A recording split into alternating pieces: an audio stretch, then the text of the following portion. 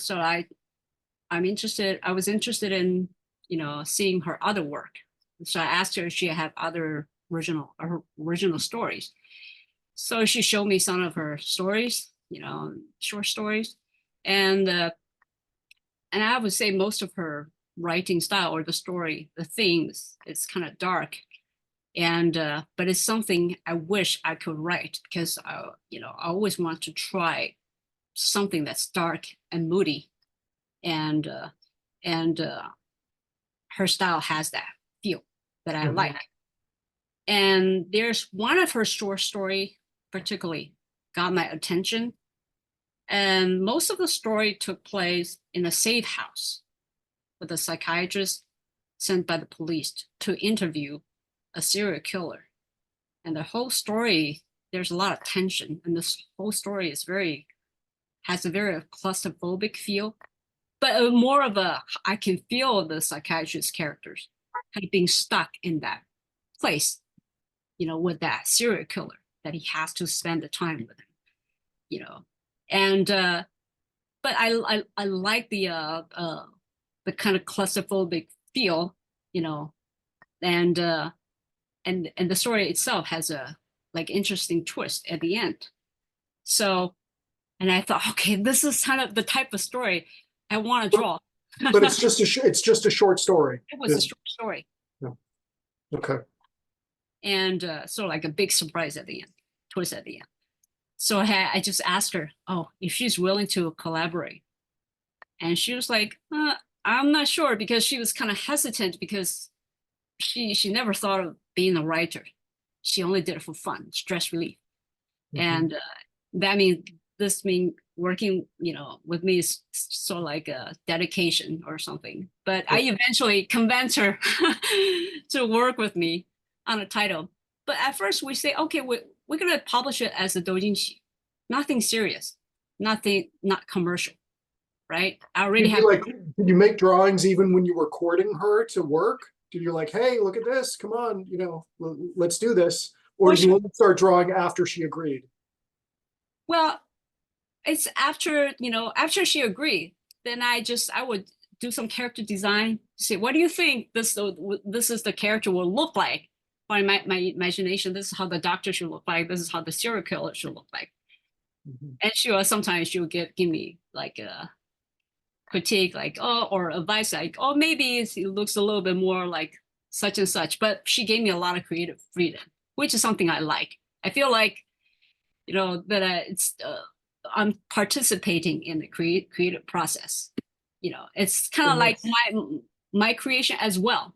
But because it's so priceless, that's so valuable for all artists. We hear stories all the time about like, yeah, I'm just doing this work for hire and it's just a paycheck. I mean, there's plenty of people who like work for the big two and love these characters, but most people, you say, hey, you know what? I want to do my own thing. Yeah. I mean, that's one thing. It's our own thing, and we can go wild. We're not limited by any pre-existing setting. Right. And very often my artwork will inspire her to write new stuff. Sure. And so we kind of extended that story, a short story, into like a longer story. And so it's quite different from the story we're working on is quite different from the original short story. When did the first one come out? When was it released? I would say when we started 2010. Wow, that's a long time you've been working on this universe. Well, not really, because we say before, I want to work with her, but at the same time, we just kind of bounce idea back and forth. I show her my work, and she say, "Oh, I added a new plot, or I should say, a new part of the story." We go back and forth, but only like limited to character design and the script, not the actual manga. It's only later until like 2010 we begin to do like turn that into a comic book form, a manga form, and since it's a long story, I should say a longer story, so we serialize it in a chapter form. Just basically each chapter is a book, but we do it in sort of like a doujinshi.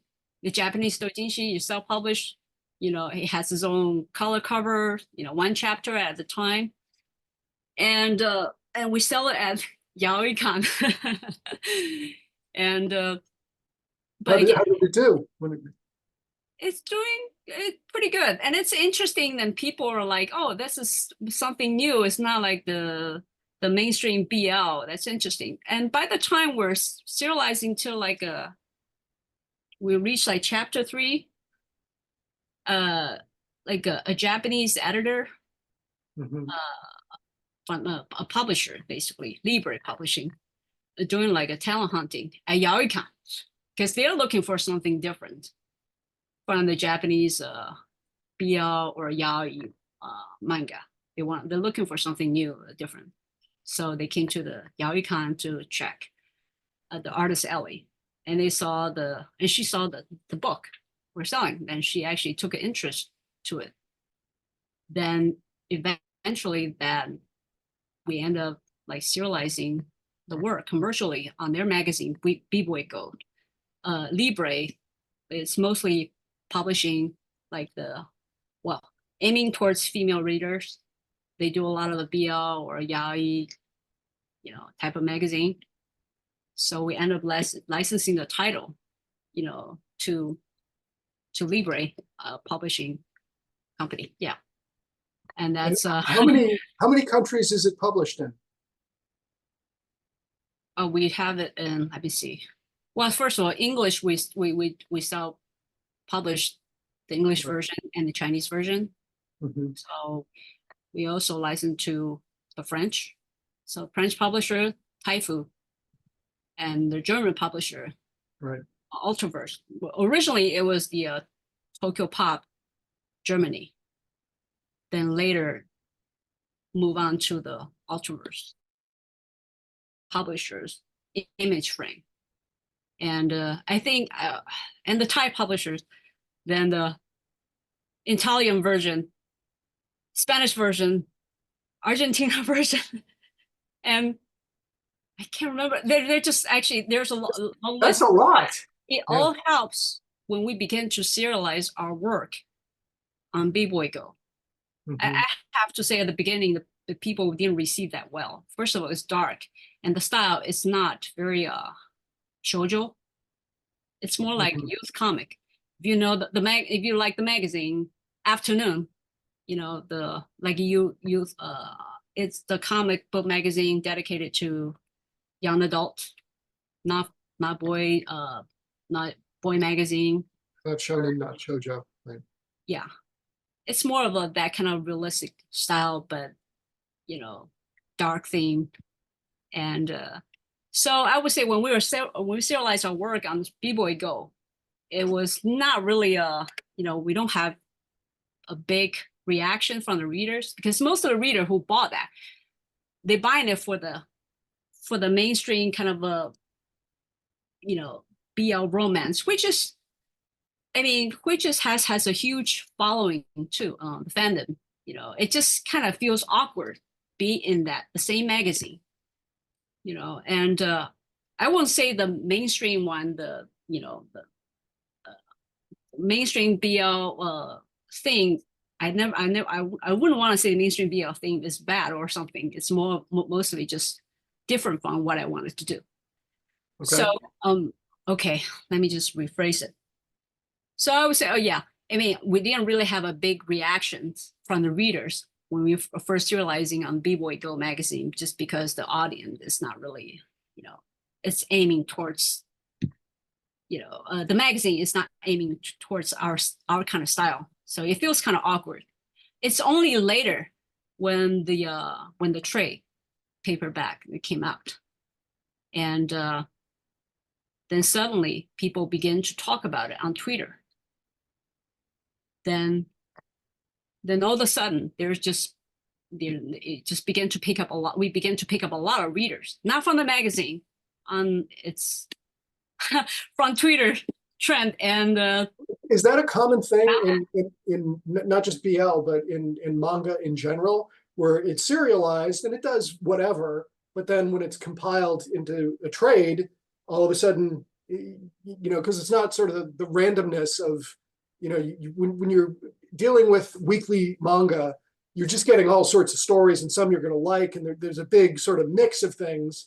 But once it's compiled into something, there's more of a narrow funneling for an audience to find something that they really connect to. I think in a way it's because a lot of people, it has something to do with the style, Mm-hmm. the theme of the magazine itself.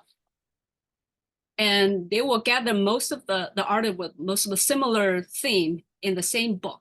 So Mm-hmm. people who are not interested in that theme or fandom would never pick up that magazine. So in a way, it's not known by a lot of people for that reason, because again, it's the targeting demographic, right? It's very particular, and it just doesn't fit with our our our style.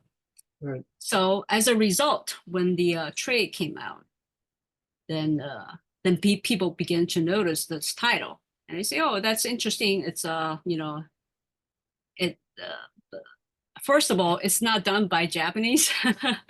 Right. It's actually done by Americans, and also the style doesn't the art style doesn't look very typical or BL style. It's Sure. more for youth comic and unisex Yeah. towards realism. But I want to show some interior stuff too, because people think of, oh, Jo Chen, that great cover artist. Let's take a look at some of this stuff. Yeah, and this is just the because it's published in different languages, and sometimes some of the file I don't have them available, so I mostly just show the Chinese and the English version, some of the Japanese version. I mean, doing cover work and doing interiors are two very different skills, and just It's these. a bit of violence. There's some gore to it.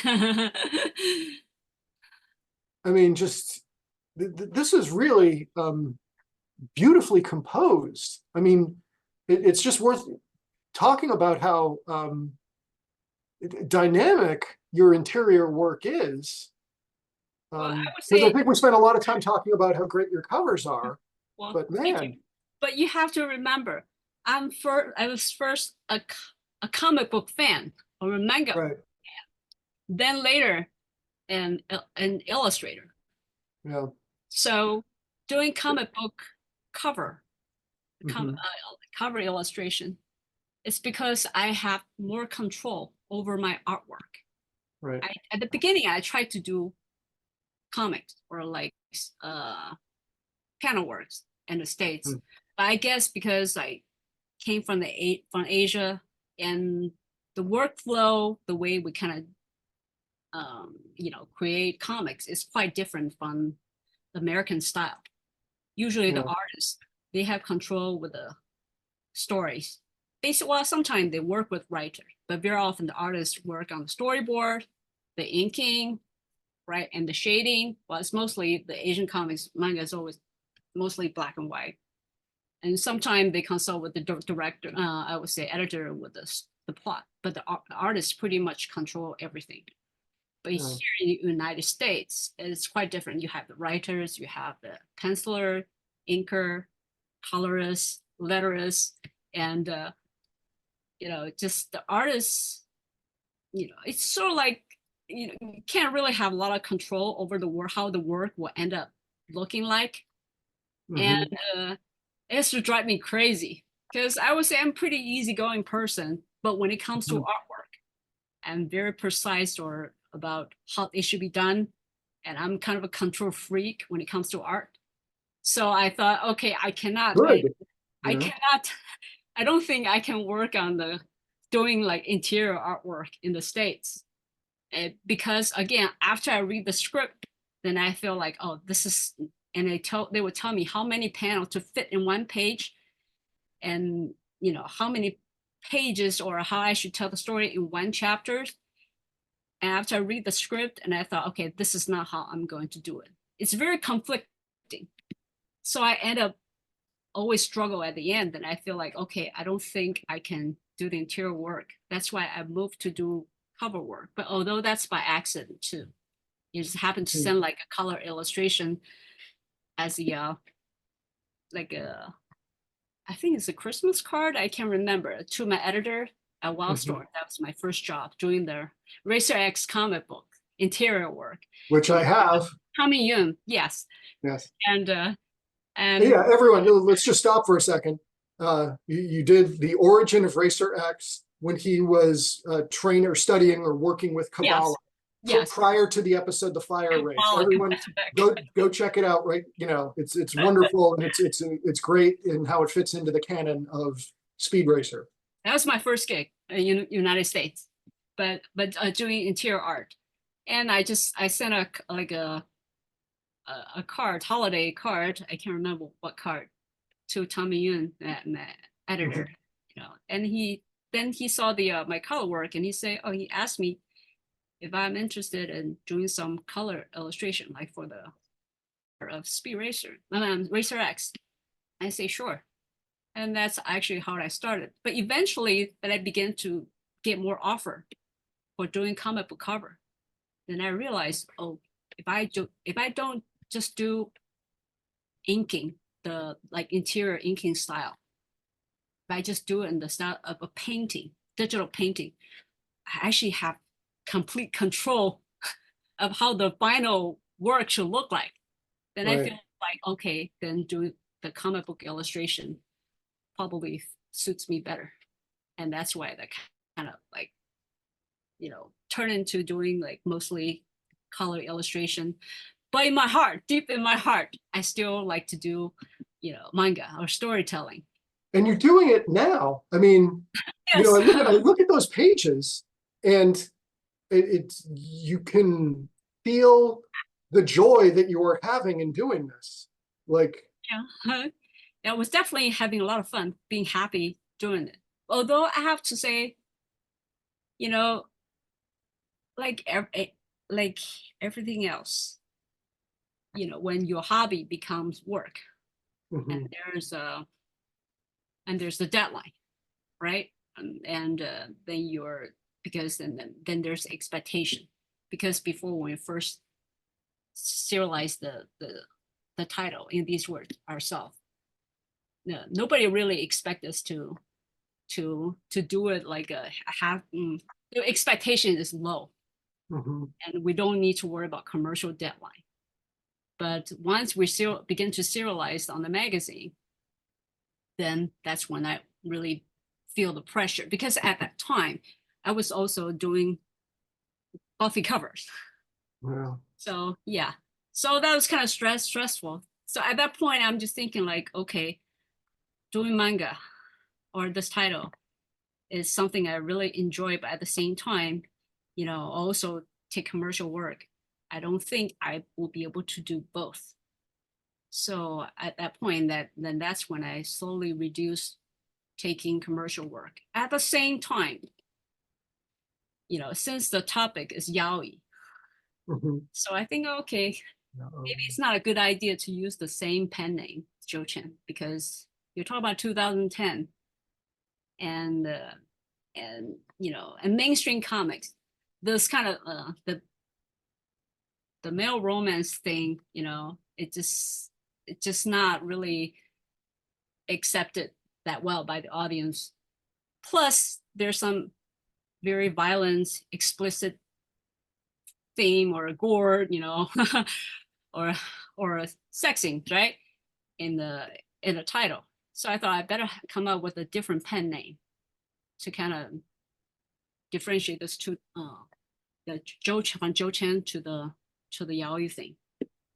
That's why I kind of like disappear, but at the same time I didn't really disappear. I'm still around, but with a different. Still working really hard and cranking out pages. Yeah. Yeah, because also at the same time, you know, I think it's okay to mention, because I have kids, right? And they always tell their friends, oh, my mom is a comic book artist. She does illustration for comic book cover, video games. They're very proud of me. I don't want people or their friend or other kids searching Jo Chen, end up with that, with a very explicit violent thing. So that's why, I came up with a different pen name, Togakyu. Later became Togaijin because the Japanese publisher think that Togakyu is just too cute, not serious enough. Doesn't fit the dark theme. There's So another, that character, Oba Q, it's close to. It's white. Yeah. But it's Oba Q. Yeah. it's Togakyu is actually the first characters of my Chinese pen name. Is pronounced Jo Chen. And I took the first word character Jo as my English name when I came to the United States. And at the same time, if you pronounce the same word in Japanese, in kanji, it pronounced Toga. So later I use that as my pen name as a Togakyu. But the publisher thinks my Chinese pen name, which is written the same way, in Japanese and just pronounced differently. It sounds more serious. That fit the style of the story better. So we went back to the my old Chinese pen name and use it as my to go with the title. So that I don't know many people know about that. So there's a little twist. Well, the cat's out of the bag now. So I want to look at a little bit more of it. That's okay. I kind of intentionally keep myself activity low key. In a way, I'm afraid to advertise it too openly. Even though now the society is more open, more forgiving, but in a way, I'm still kind of like I don't know, paranoid about it and doing this. I guess. But now my kids are like they're in high school. Eventually, they found out what I draw. Which means I hid it from them pretty well about what kind of comics I drew. Not until they're high school, then they realize I drew the yaoi, and they just like roll their eyes. Okay, this is what you do, and they constantly make fun of me or joke on me about the male romance stuff, or the yaoi thing I did. This stuff is just really, it's beautiful. Thank you. It's so well done. There's one cover here. Let me see if I can find it. That was someone else. That's not my work. Yeah, I know that was. But when I was talking about sexualized men, where did you find that? It's becoming more of a thing.